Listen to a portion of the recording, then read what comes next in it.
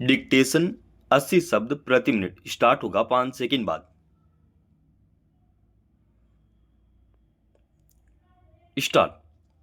मणिपुर में जातीय संघर्ष को 2 वर्ष होने आ रहे हैं, मगर अब भी वहां स्थिति में कोई सुधार नजर नहीं आ रहा।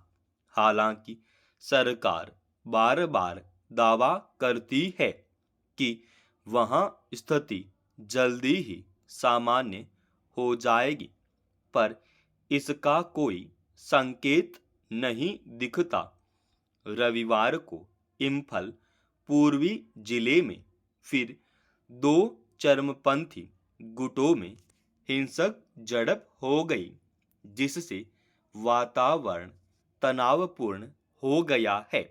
यह घटना ऐसे वक्त हुई जब वहां 6 न्यायाधीशों की एक टीम स्थिति का आकलन करने पहुंची थी।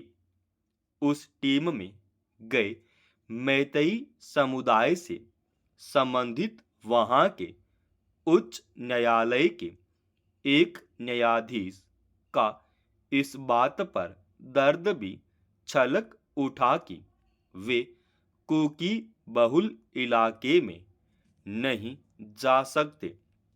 शुरू में राज्य सरकार की शिथिलता और रहस्यमय चुप्पी के चलते वहां जातीय संघर्ष बढ़ता गया, और आज हालत यह है कि राज्य का प्रशासन भी मैतेई और कुकी समुदायों में स्पष्ट रूप से विभाजित हो चुका है।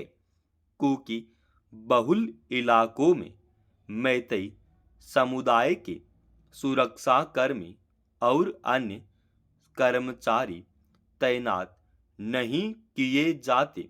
यही हाल मैतेई बहुल इलाकों का है।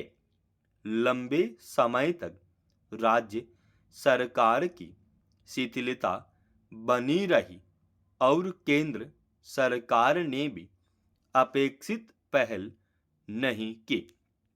तब सर्वोच्च न्यायालय ने मणिपुर की स्थिति पर स्वतः संज्ञान लेते हुए जांच और निगरानी समितियां गठित कर दी, पर उसे भी काफी वक्त बीत जाने का बावजूद कोई उल्लेखनीय नतीजा सामने नहीं आ सका है।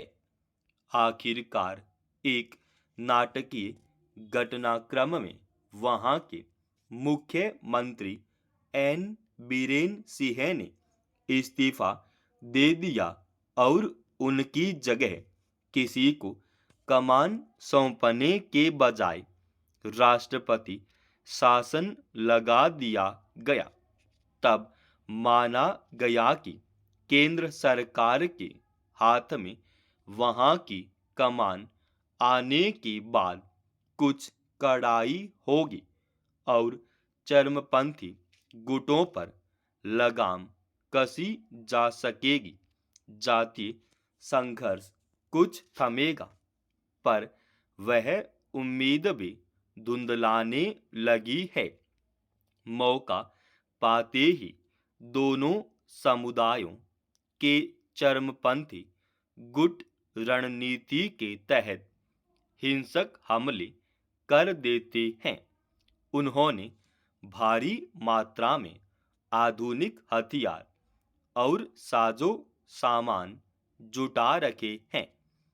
भौगोलिक रूप से मणिपुर की संरचना थोड़ी जटिल जरूर मानी जा सकती है, मगर चरमपंथी गुटों पर नजर रखना मुश्किल नहीं माना जा सकता। वहां बड़ी संख्या में सुरक्षा बल तैनात है, पर उन इलाकों में भी हिंसक घटनाएं नहीं रुक पा रही, जिनमें टकराव की सबसे अधिक आशंका मानते हुए सबसे अधिक सुरक्षा बल तैनात है। वहां के चूरा चांदपुर और विष्णुपुर जिलों को इसलिए संवेदनशील माना गया और उन दोनों के बीच बफर जोन बनाकर बड़ी संख्या में सुरक्षा बल तैनात किए गए कि एक मैतेई बहुल है और दूसरा कुकी बहुल। फिर भी इन्हीं जिलों में अधिक चरमपंथी हमलों की घटनाएं होती हैं। सर्वोच्च न्यायालय के न्यायाधीश B.R. गवई ने कहा कि मणिपुर में समस्याएं संवैधानिक तरीके से हल की जा सकती हैं और अगर बातचीत की जाए तो समाधान तक पहुंचा जा सकता है। यहाँ कोई भी संघर्ष नहीं चाहता, हर कोई शांति चाहता है। न्यायाधीश गवई वहां गए न्यायाधीशों की टीम के अगुआ हैं।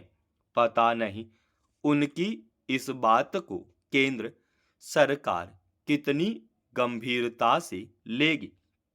यह बात शुरू से रेखांकित की जाती रही है कि अगर दोनों समुदायों से बातचीत की जाए और उनमें फैली गलत फहमियों को दूर कर लिया जाए तो मणिपुर में शांति बहाली आसानी से हो सकती है। मगर कभी संजीदगी से बातचीत की पहल नहीं की गई। जो प्रयास हुए भी वे महज कागजी थे। समाप्त। दोस्तों, रोजाना ऐसे ही एडवांस डिक्टेशन के लिए इस चैनल को आप अभी सब्सक्राइब कीजिएगा और आज के इस डिक्टेशन का PDF फाइल हमने हमारे Telegram channel study with HP स्वामी पर डाल दिया है, जिसका लिंक इसी वीडियो के डिस्क्रिप्शन में डाल रखा है।